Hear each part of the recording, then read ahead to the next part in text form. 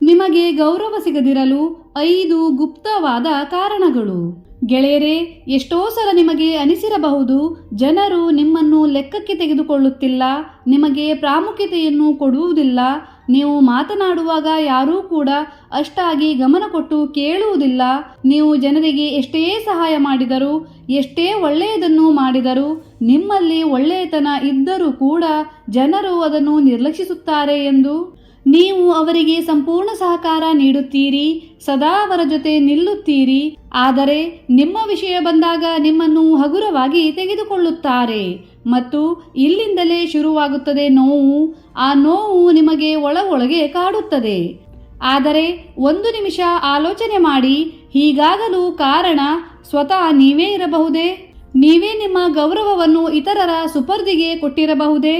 ನಿಮ್ಮ ಕೆಲವು ಮಾತುಗಳು, ನಿಮ್ಮ ಕೆಲವು ಅಭ್ಯಾಸಗಳು, ನಿಮಗೇ ಗೊತ್ತಿಲ್ಲದೆ ನೀವು ಮಾಡುತ್ತಿರುವ ಕೆಲವು ಕೆಲಸಗಳು, ನಿಮ್ಮ ತಪ್ಪುಗಳು ಜನರು ನಿಮಗೆ ಗೌರವ ಕೊಡದೇ ಇರುವ ಹಾಗೆ ಅಥವಾ ಲೆಕ್ಕಕ್ಕೆ ತೆಗೆದುಕೊಳ್ಳದ ಹಾಗೆ ಮಾಡುತ್ತಿರಬಹುದೇ? ಹಾಗಾದರೆ ಈ ವಿಡಿಯೋ ನಿಮಗಾಗಿ.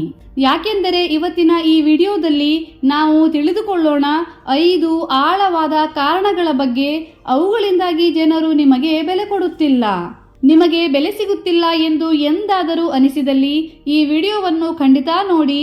ಯಾಕೆಂದರೆ ಇದು ಕೇವಲ ಒಂದು ವಿಡಿಯೋವಲ್ಲ, ನಿಮ್ಮ ಕಳೆದು ಹೋದ ಗೌರವವನ್ನು ಮರಳಿ ಪಡೆಯುವ ಪ್ರಯತ್ನವಾಗಿದೆ. ಬನ್ನಿ ತಿಳಿದುಕೊಳ್ಳೋಣ. ಮೊದಲನೆಯದಾಗಿ, ಇತರರಿಗೆ ಅತಿಯಾದ ಮಹತ್ವವನ್ನು ಕೊಡುವುದು. ಜನರು ನಿಮ್ಮನ್ನು ಲೆಕ್ಕಕ್ಕೆ ತೆಗೆದುಕೊಳ್ಳುತ್ತಿಲ್ಲ ಅಥವಾ ನಿಮ್ಮ ಮಾತನ್ನು ಹಗುರವಾಗಿ ತೆಗೆದುಕೊಳ್ಳುತ್ತಾರೆ ಮತ್ತು ನೀವು ಮಾತನಾಡಿದರೆ ಯಾರೂ ಕೂಡ ಅದನ್ನು ಗಂಭೀರತೆಯಿಂದ ಕೇಳುವುದಿಲ್ಲ ಅಂತಾದರೆ ಬಹುಶಃ ಅದರ ಕಾರಣ ಹೊರಗಲ್ಲ, ನಿಮ್ಮ ಒಳಗೆ ಅಡಗಿದೆ. ಯಾಕೆಂದರೆ ಯಾವಾಗ ಬೇರೆಯವರ ಅನಿಸಿಕೆಗಳನ್ನು ನಿಮ್ಮ ಗುರುತು, ನಿಮ್ಮ ಆಲೋಚನೆ ಮತ್ತು ನಿಮ್ಮ ಸಂತೋಷಕ್ಕಿಂತ ಮೇಲೆ ಇಡುತ್ತೀರೋ ಅಲ್ಲಿಂದಲೇ ನಿಮ್ಮ ಗೌರವ ಇಳಿಯಲು ಪ್ರಾರಂಭವಾಗುತ್ತದೆ. ನೀವು ಪ್ರತಿಯೊಬ್ಬರನ್ನು ಖುಷಿಪಡಿಸುವುದರಲ್ಲಿ ಬಿದ್ದಿರುತ್ತೀರಿ, ಪ್ರತಿಯೊಬ್ಬರ ಮಾತುಗಳನ್ನು ತಲೆಯ ಮೇಲೆ ಇಟ್ಟುಕೊಂಡು ಪಾಲಿಸುತ್ತೀರಿ. ಆದರೆ ನಿಮ್ಮ ಬಗ್ಗೆಯೂ ಇದೇ ರೀತಿಯಾದ ವ್ಯವಹಾರವನ್ನು ಇತರರು ತೋರಿಸುತ್ತಾರೆಯೇ? ವಿಷಯ ಏನೆಂದರೆ, ನೀವೇ ನಿಮಗೆ ಬೆಲೆ ಕೊಡದಿದ್ದಾಗ ಇತರರು ಯಾಕೆ ಕೊಡುತ್ತಾರೆ? ನಿಮ್ಮ ಜೀವನ ಬೇರೆ ಯಾರದ್ದೋ ಅಲ್ಲ, ನಿಮ್ಮದೇ ಆಗಿದೆ. ಹಾಗಾಗಿ ನಿಮ್ಮ ನಿರ್ಣಯಗಳು ಕೂಡ ನಿಮ್ಮದಾಗಿರಬೇಕೇ ಹೊರತಾಗಿ ಯಾರದ್ದೋ ಸಲಹೆಗಳಿಂದ, ಅನಿಸಿಕೆಗಳಿಂದ ಪ್ರಭಾವಿತವಾಗಿರಬಾರದು. ಯಾವಾಗ ಬೇರೆಯವರ ಸಲಹೆಗಳನ್ನು ನೀವು ಸಲಹೆಯಾಗಿಯೇ ಸ್ವೀಕಾರ ಮಾಡಲು ಕಲಿಯುತ್ತೀರೋ, ನಿಮ್ಮ ಐಡೆಂಟಿಟಿಯನ್ನು ಬಲಪಡಿಸುತ್ತೀರೋ, ಆಗ ಯಾರು ನಿಮ್ಮನ್ನು ನಿರ್ಲಕ್ಷಿಸುತ್ತಿದ್ದರೋ ಅವರೇ ಬಾಯಿ ಮುಚ್ಚಿಕೊಂಡು ನಿಮಗೆ ಗೌರವವನ್ನು ಕೊಡಲು ಕಲಿತುಕೊಳ್ಳುತ್ತಾರೆ. ಯಾಕೆಂದರೆ ಗೌರವ ಮೊದಲು ನಮ್ಮಿಂದಲೇ ಶುರುವಾಗಬೇಕು. ನಾವು ಯಾವಾಗ ನಮಗೆ ಮಹತ್ವವನ್ನು ಕೊಡುತ್ತೇವೋ ಆಗ ಈ ಪ್ರಪಂಚವೇ ನಮ್ಮ ಮುಂದೆ ತಲೆಬಗ್ಗಿಸುತ್ತದೆ. ಸಜೆಷನ್ ಎಲ್ಲರಿಂದಲೂ ತೆಗೆದುಕೊಳ್ಳಿ, ಆದರೆ ಡಿಸಿಷನ್ ಮಾತ್ರ ನಿಮ್ಮದೇ ಆಗಿರಲಿ. ಎರಡನೆಯದಾಗಿ, ಅತಿಯಾಗಿ ಸಾರಿ ಕೇಳುವುದು. ಗೆಳೆಯರೇ, ನಿಮಗೂ ಈ ಅಭ್ಯಾಸ ಇದೆಯೇ? ತಪ್ಪಿರಲಿ ಇಲ್ಲದೇ ಇರಲಿ ಪ್ರತಿ ಸಲ ಸಾರಿ ಕೇಳುವುದು. ಪ್ರತಿ ಸಲ ನೀವೇ ಬಗ್ಗುತ್ತೀರಿ, ಯಾಕೆಂದರೆ ಯಾರಿಗೂ ಬೇಜಾರಾಗಬಾರದು ಎಂದು. ಆದರೆ ಈ ಅಭ್ಯಾಸ ನಿಮ್ಮನ್ನು ಒಳಗಿನಿಂದಲೇ ಪೊಳ್ಳಾಗಿಸುತ್ತದೆ. ಸಾರಿ ಕೇಳುವುದು ತಪ್ಪಲ್ಲ, ಬದಲಾಗಿ ಇದೊಂದು ಉತ್ತಮ ಮತ್ತು ಬುದ್ಧಿವಂತ ವ್ಯಕ್ತಿಯ ಲಕ್ಷಣವಾಗಿದೆ. ಆದರೆ ತಪ್ಪಿಲ್ಲದಿದ್ದರೂ ಕೂಡ ಪದೇ ಪದೇ ಸಾರಿ ಕೇಳಿದರೆ ಜನರು ನಿಮ್ಮನ್ನು ದುರ್ಬಲ ಎಂದು ಭಾವಿಸಲು ಶುರು ಮಾಡುತ್ತಾರೆ. ನಿಧಾನವಾಗಿ ನಿಮ್ಮ ಮಾತುಗಳು ತೂಕ ಕಳೆದುಕೊಳ್ಳುತ್ತವೆ ಮತ್ತು ನಿಮ್ಮ ಉಪಸ್ಥಿತಿಯು ಕೂಡ ವ್ಯರ್ಥವಾಗುತ್ತದೆ. ನೆನಪಿರಲಿ, ನೀವು ನಿಜವಾಗಲೂ ತಪ್ಪು ಮಾಡಿದಾಗ ಮಾತ್ರ ಕ್ಷಮೆಯನ್ನು ಕೇಳಬೇಕು. ಪ್ರತಿಯೊಂದು ಜಾಗದಲ್ಲೂ ಸಾರಿ ಕೇಳಿ ನೀವು ನಿಮ್ಮ ಆತ್ಮಸಮ್ಮಾನವನ್ನು ದುರ್ಬಲಗೊಳಿಸುತ್ತೀರಿ. ಹಾಗಾಗಿ ಮುಂದಿನ ಸಲ ಸಾರಿ ಕೇಳುವ ಮೊದಲು ನಿಮ್ಮನ್ನು ನೀವು ಕೇಳಿಕೊಳ್ಳಿ, ನಿಜಕ್ಕೂ ನನ್ನ ತಪ್ಪಿದೆಯೇ ಎಂದು. ಅಲ್ಲವಾದಲ್ಲಿ ತಲೆಯನ್ನು ಎತ್ತಿ ನಡೆಯಿರಿ ಮತ್ತು ಮಾತುಗಳಲ್ಲಿ ಗಡಸುತನವಿರಲಿ.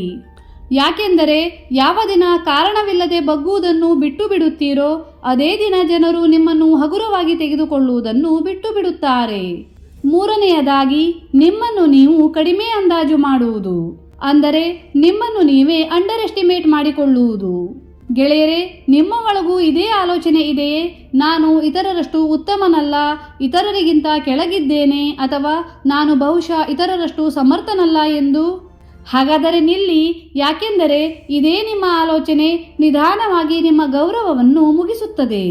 ನೀವೇ ನಿಮ್ಮನ್ನು ಇತರರಿಗಿಂತ ಕಡಿಮೆ ಎಂದು ಭಾವಿಸಿದರೆ ಈ ಪ್ರಪಂಚವು ಕೂಡ ನಿಮ್ಮನ್ನು ಅದೇ ದೃಷ್ಟಿಯಲ್ಲಿ ನೋಡುತ್ತದೆ. ನೀವು ನಿಮ್ಮನ್ನು ಎಷ್ಟು ಚಿಕ್ಕವರಾಗಿ ತೋರಿಸುತ್ತೀರೋ ಜನರು ಅಷ್ಟೇ ಹಗುರವಾಗಿ ನಿಮ್ಮನ್ನು ತೆಗೆದುಕೊಳ್ಳುತ್ತಾರೆ. ನಿಮ್ಮಲ್ಲಿರುವ ಕೌಶಲ್ಯವನ್ನು ಬಹುಶಃ ನೀವು ಗುರುತಿಸಿಲ್ಲ, ಆದರೆ ನೆನಪಿರಲಿ, ಇತರರು ಕೂಡ ನಿಮ್ಮ ತರಹ ಸಾಧಾರಣ ಮನುಷ್ಯರೇ. ಆದರೆ ವ್ಯತ್ಯಾಸ ಇಷ್ಟೇ, ಆತ್ಮವಿಶ್ವಾಸ. ನೆನಪಿರಲಿ, ತಮ್ಮನ್ನು ತಾವು ಕಡಿಮೆ ಅಂದಾಜು ಮಾಡುವುದೆಂದರೆ ತಮಗೆ ತಾವೇ ಪೆಟ್ಟು ಮಾಡಿಕೊಂಡಂತೆ. ಯಾವ ವ್ಯಕ್ತಿ ತನ್ನ ದೃಷ್ಟಿಯಲ್ಲೇ ಬಿದ್ದು ಹೋಗುತ್ತಾನೋ ಅವನತ್ತ ಪ್ರಪಂಚ ಎಂದಿಗೂ ಕೈ ಚಾಚುವುದಿಲ್ಲ. 4ನೇಯದಾಗಿ, ಇತರರ ತಪ್ಪನ್ನು ನಿರ್ಲಕ್ಷಿಸುವುದು.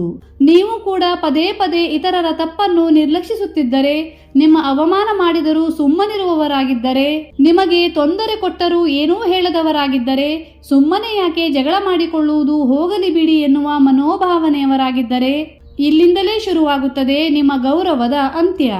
ಬೇರೆಯವರ ತಪ್ಪಿದ್ದಾಗಲೂ ನೀವು ಸುಮ್ಮನಿದ್ದರೆ ಅದು ನಿಮ್ಮ ಒಳ್ಳೆಯತನವಲ್ಲ, ದೌರ್ಬಲ್ಯ ಎಂದು ಅಂದುಕೊಳ್ಳುತ್ತಾರೆ ಮತ್ತು ಪದೇ ಪದೇ ಅದೇ ತಪ್ಪನ್ನು ಮುಂದುವರಿಸುತ್ತಾರೆ. ನೆನಪಿರಲಿ, ಕ್ಷಮಿಸುವುದು ಮಹಾನ್ ಗುಣವಾಗಿರುತ್ತದೆ, ಆದರೆ ಇತರರ ಅನ್ಯಾಯಗಳನ್ನು ನಿರ್ಲಕ್ಷಿಸುವುದು ನಿಮ್ಮ ಜೊತೆಗೆ ಮಾಡುತ್ತಿರುವ ಅನ್ಯಾಯವಾಗಿರುತ್ತದೆ. ಪ್ರತಿ ಸಲ ಸುಮ್ಮನಿರುವುದು, ಪ್ರತಿ ಸಲ ಸಹಿಸಿಕೊಳ್ಳುವುದು ನಿಮ್ಮನ್ನು ಶಾಂತವಾಗಿಸುವುದಿಲ್ಲ, ಬದಲಾಗಿ ಇತರರನ್ನು ನಿರ್ಭಯರನ್ನಾಗಿಸುತ್ತದೆ, ನಿಮ್ಮ ಆತ್ಮಸಮ್ಮಾನವನ್ನು ತುಳಿಯುವಲ್ಲಿ. ಹಾಗಾಗಿ ಇದೇ ನಿಮ್ಮ ಸಮಯವಾಗಿದೆ. ದೃಢತೆಯಿಂದ ನಿಮ್ಮ ಮಾತನ್ನು ಮುಂದಿಡಲು ಮತ್ತು ಸ್ಪಷ್ಟ ರೂಪದಲ್ಲಿ ಇದು ಸರಿಯಿಲ್ಲ, ನನಗಿದು ಸ್ವೀಕಾರವಿಲ್ಲ ಎಂದು ಖಡಾಖಂಡಿತವಾಗಿ ಹೇಳಲು. ಯಾಕೆಂದರೆ ಎಲ್ಲಿ ಸುಮ್ಮನೆ ಬಾಯಿ ಮುಚ್ಚಿಕೊಂಡಿರುತ್ತೀರೋ ಅಲ್ಲಿ ಗೌರವ ಇರುವುದಿಲ್ಲ, ಎಲ್ಲಿ ಆತ್ಮಸಮ್ಮಾನ ಇರುತ್ತದೆಯೋ ಅಲ್ಲೇ ಗೌರವ ಇರುತ್ತದೆ. 5ನೇಯದಾಗಿ, ನಿಮ್ಮ ಅವಶ್ಯಕತೆಗಳನ್ನು ನಿರ್ಲಕ್ಷಿಸುವುದು. ಇಂಥವರು ಇತರರ ಸಹಾಯಕ್ಕಾಗಿ ಎಲ್ಲರಿಗಿಂತ ಮುಂದಿರುತ್ತಾರೆ, ಆದರೆ ಯಾವಾಗ ವಿಷಯ ತಮ್ಮ ಸ್ವಂತ ಅವಶ್ಯಕತೆಗಳ ಬಗ್ಗೆ ಬರುತ್ತದೆಯೋ ಆಗ ಬಾಯಿ ಮುಚ್ಚಿಕೊಂಡು ಸುಮ್ಮನಿರುತ್ತಾರೆ. ಈ ಅಭ್ಯಾಸವೇ ನಿಧಾನವಾಗಿ ನಿಮ್ಮ ಗೌರವವನ್ನು ನಾಶಪಡಿಸುತ್ತದೆ. ಇತರರಿಗೋಸ್ಕರ ಬದುಕುವುದು, ಇತರರ ಕಷ್ಟಕ್ಕಾಗುವುದು ಬಹಳ ಉತ್ತಮ ಗುಣವಾಗಿದೆ. ಆದರೆ ಇತರರಿಗೋಸ್ಕರ ಪದೇ ಪದೇ ನಿಮ್ಮ ಅವಶ್ಯಕತೆಗಳನ್ನು ನಿರ್ಲಕ್ಷಿಸಿದರೆ ಈ ಪ್ರಪಂಚ ಕೂಡ ನಿಮ್ಮನ್ನು ಬಳಸಲಷ್ಟೇ ಯೋಗ್ಯ ಎಂದು ಅಂದುಕೊಳ್ಳುತ್ತದೆ. ನೆನಪಿರಲಿ, ಇತರರ ಸುಖ ದುಃಖವಷ್ಟೇ ಅಲ್ಲದೆ ನಿಮ್ಮ ಪ್ರಾಥಮಿಕತೆ, ನಿಮ್ಮ ಸಂತೋಷ, ನಿಮ್ಮ ಕನಸುಗಳು ಕೂಡ ಅವಶ್ಯಕವಾಗಿರುತ್ತವೆ. ಇಲ್ಲದಿದ್ದರೆ ಜನರು ನಿಮ್ಮನ್ನು ಯೂಸ್ ಮಾಡುತ್ತಾರೆ ಅಷ್ಟೇ, ನೀವು ಅಷ್ಟಕ್ಕೇ ಯೋಗ್ಯರಾಗಿ ಉಳಿಯುತ್ತೀರಿ. ಹಾಗಾಗಿ ನೀವು ನಿಮಗೆ ಗೌರವ ಕೊಟ್ಟರಷ್ಟೇ ಇತರರು ಕೊಡುತ್ತಾರೆ. ಗೆಳೆಯರೇ, ನೀವು ಎಂದಾದರೂ ಇವುಗಳನ್ನು ಮನಸ್ಸಿನಲ್ಲಿ ಅಂದುಕೊಂಡಿದ್ದರೆ ಬದಲಾವಣೆ ಇಂದಿನಿಂದಲೇ ಪ್ರಾರಂಭವಾಗಬೇಕು. ಯಾಕೆಂದರೆ ಗೌರವ ಕೇಳಿ ಪಡೆಯುವುದಾಗಿರುವುದಿಲ್ಲ, ಅದನ್ನು ಗಳಿಸುವುದಾಗಿರುತ್ತದೆ. ನಮ್ಮ ಭಾವನೆಗಳು, ಅವಶ್ಯಕತೆಗಳು ಮತ್ತು ನಮ್ಮ ಆತ್ಮಗೌರವ ಎಲ್ಲದಕ್ಕಿಂತ ಮುಖ್ಯವಾಗಿರುತ್ತದೆ. ಯಾವಾಗ ನೀವು ನಿಮಗೆ ಮಹತ್ವ ಕೊಡುತ್ತೀರೋ ಆಗ ಪ್ರಪಂಚವೂ ಕೂಡ ನಿಮಗೆ ಮಹತ್ವ ಕೊಡಲು ಪ್ರಾರಂಭಿಸುತ್ತದೆ. ಗೆಳೆಯರೇ, ಈ ವಿಡಿಯೋ ನಿಮ್ಮ ಮನಸ್ಸಿಗೆ ಹಿಡಿಸಿದರೆ ಈ ಚಾನಲ್ ಅನ್ನು ಸಬ್ಸ್ಕ್ರೈಬ್ ಮಾಡಿ ಮತ್ತು ನಿಮ್ಮ ಅನಿಸಿಕೆ, ಅಭಿಪ್ರಾಯಗಳನ್ನು ಕಮೆಂಟ್ನಲ್ಲಿ ತಿಳಿಸಿ. ಧನ್ಯವಾದಗಳು.